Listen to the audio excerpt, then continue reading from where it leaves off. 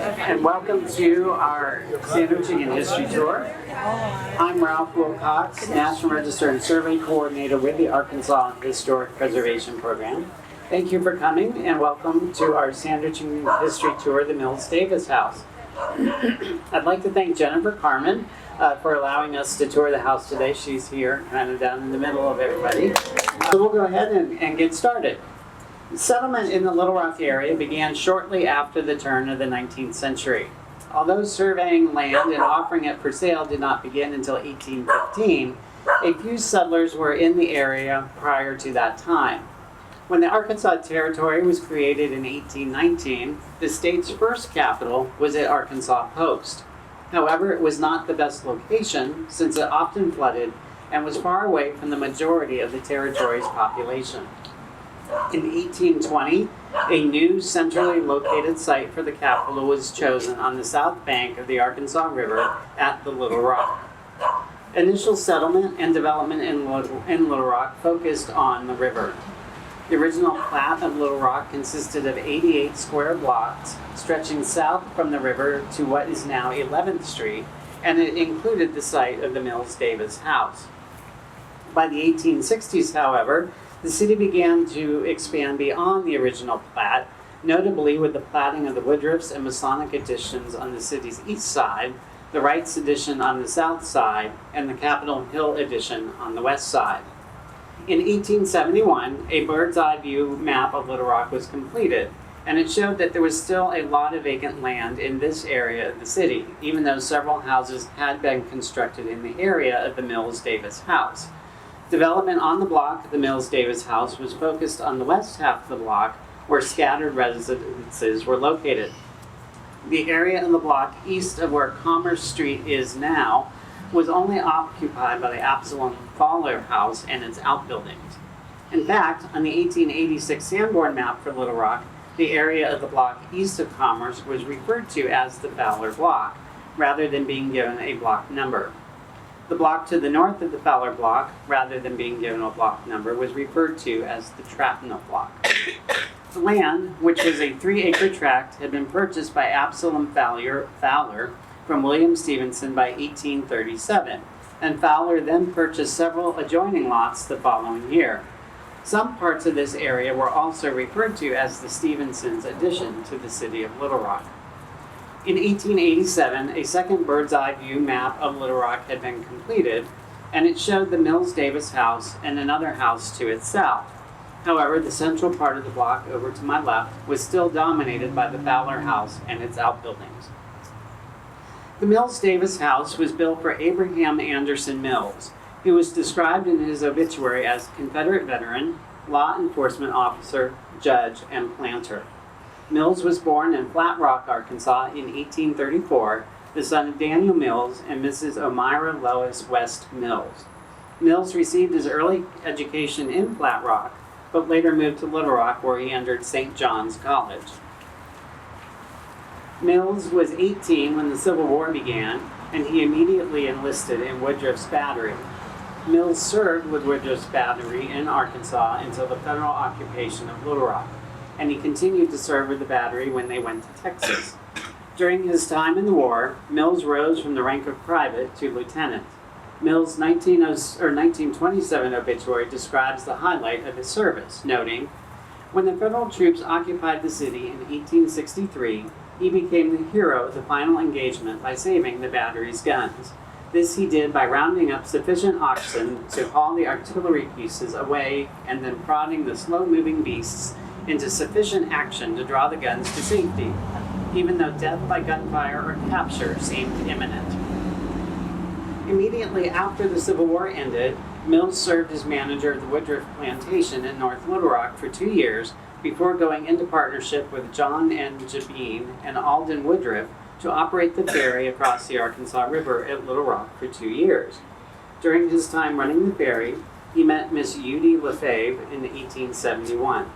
A romance quickly developed between the couple, and they were soon married on March 20th, 1872, by the rector of Christ Episcopal Church at the home of Leonard Lefebvre, the bride's brother.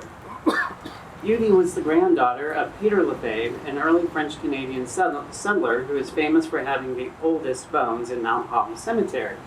According to one version of the story, apparently his bones came to the surface during a flood in Scott, and Judy brought them to the Mills Davis house. Supposedly, she kept them in a chest in the front parlor for a number of years until word spread around town and city officials heard about it. The city insisted that she have them properly interred.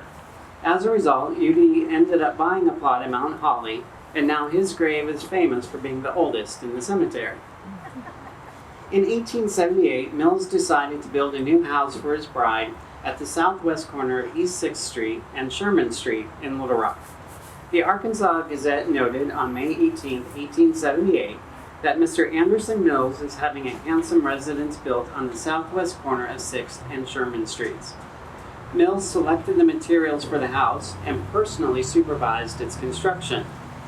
The house that he had built for his bride, which you see today, was an impressive house for the neighborhood and was built in the Italianate style of architecture, a style that was popular in the late 19th century. Initially, the Mills only lived in the house until 1889, when they moved to Eastman Township. Although they moved from the house, they still owned it and rented it to William M. Cavanaugh until 1900. Mills and his wife then moved back into the house, and around that time the house underwent a fairly extensive remodeling. The remodeling included installing modern conveniences such as electric lighting and indoor plumbing. In addition, some of the interior detailing, such as the fireplace mantels and the faux painting of the woodwork, was updated to the more modern colonial revival style. Mills lived in the house until his death in 1927. Judy continued to live in the house until her death in 1929.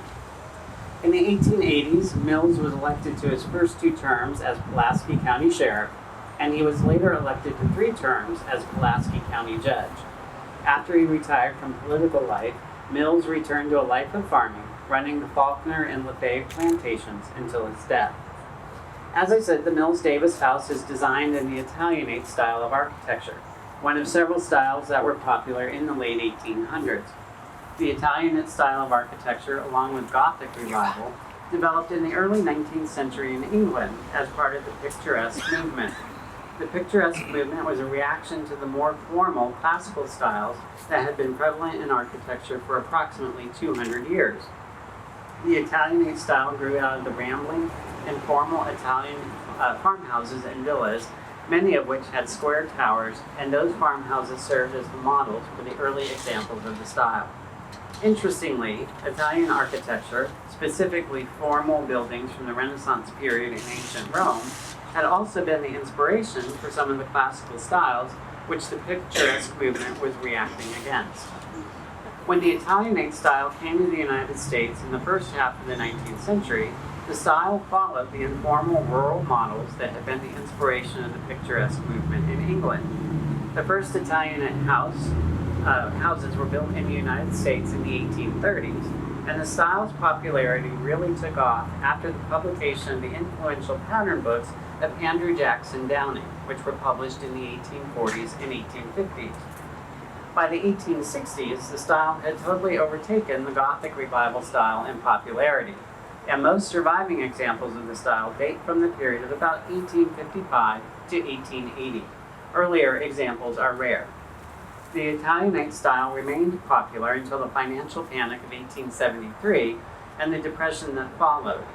Once prosperity came back, the new architectural styles had emerged, and the Queen Anne style became the style of choice.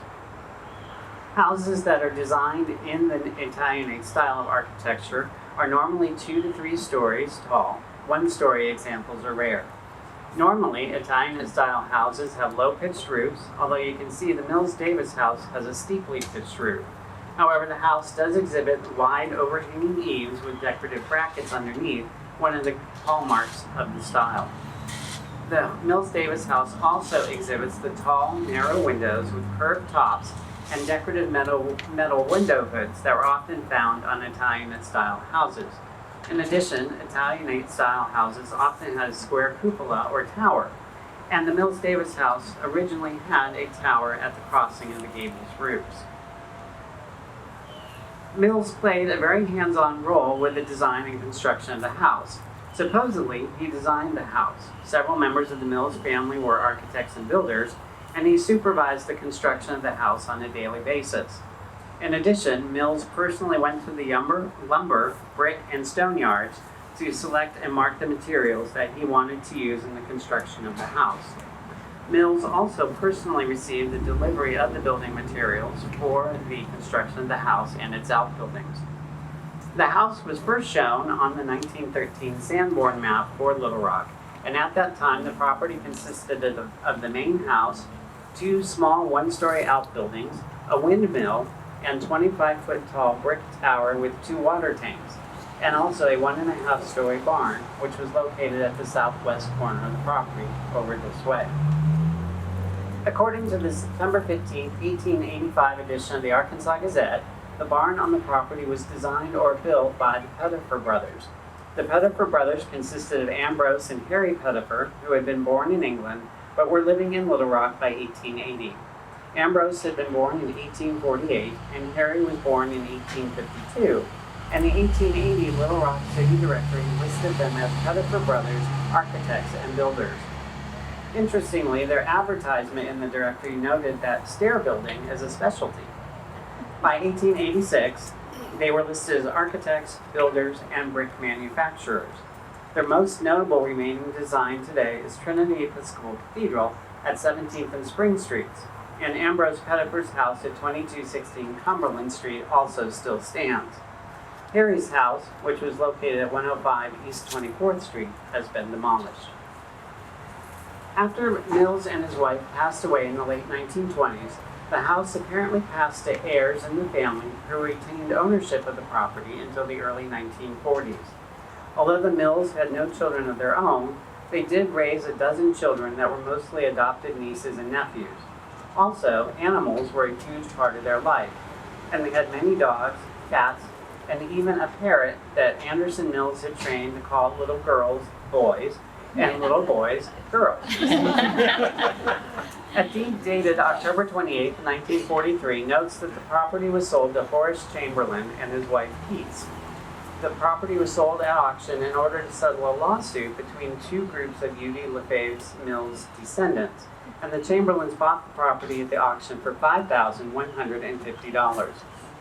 The Chamberlains only owned the house until 1945, when the house was sold to Dr. Emmett N. Davis. However, when the house was sold to Davis, the Chamberlains retained ownership of the western 40 feet of the property. Davis, it was noted, paid $100, together with other good and valuable consideration. During the first part of the 20th century, changes did occur to the property. By 1939, when the next Sanborn map for Little Rock was completed, the windmill and the 1-story outbuilding to the southwest of the house had been removed, and the other 1-story outbuilding to the southeast of the house had been converted into a separate dwelling with the address of 523.5 East 6th Street.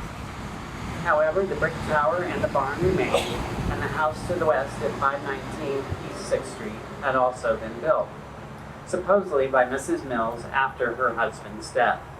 By 1950, when the next Sanborn map was completed, a larger dwelling had been built at the southeast corner of the property, and a new house had been built at 521 East 6th.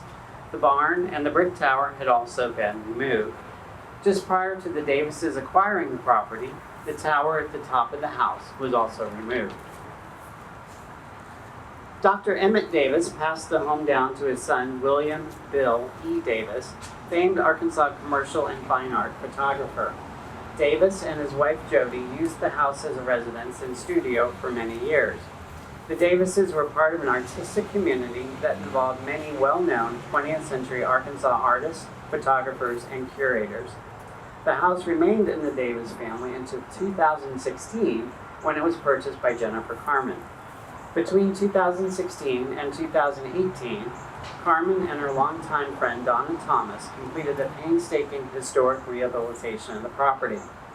Today, the property is now home to an office used by Norton Arts Conservation and J. Carmen Inc. Fine Art Appraisals. And there's also a residential space on the second floor that is available as an Airbnb. As you go through the house today, there are a few things to take note of. Number one, the historic photo in the library shows the house in 1903 after a major ice storm hit Little Rock. Also in the library, notice the framed sections of early painted floor cloths that were found in the home. Floor cloths were painted and treated cloths like an early form of linoleum that protected the floors. The house retains its original transom windows above the doors and also its original hardware. The ceilings on the first floor are 13 feet high, and they are approximately 14 feet high on the second floor. The fireplace surrounds in the house were installed around 1900 when the house was renovated in the newer colonial revival style. The interior woodwork is all solid cypress. It was originally painted to look like exotic wood species such as walnut and was repainted about 1900 to look like quarter sawn oak. The original light fixtures in the house were gas and then converted to electricity about 1900 when electricity and plumbing were installed in the house. The current fixtures are not original, but many are period pieces that match the period of the house's remodeling.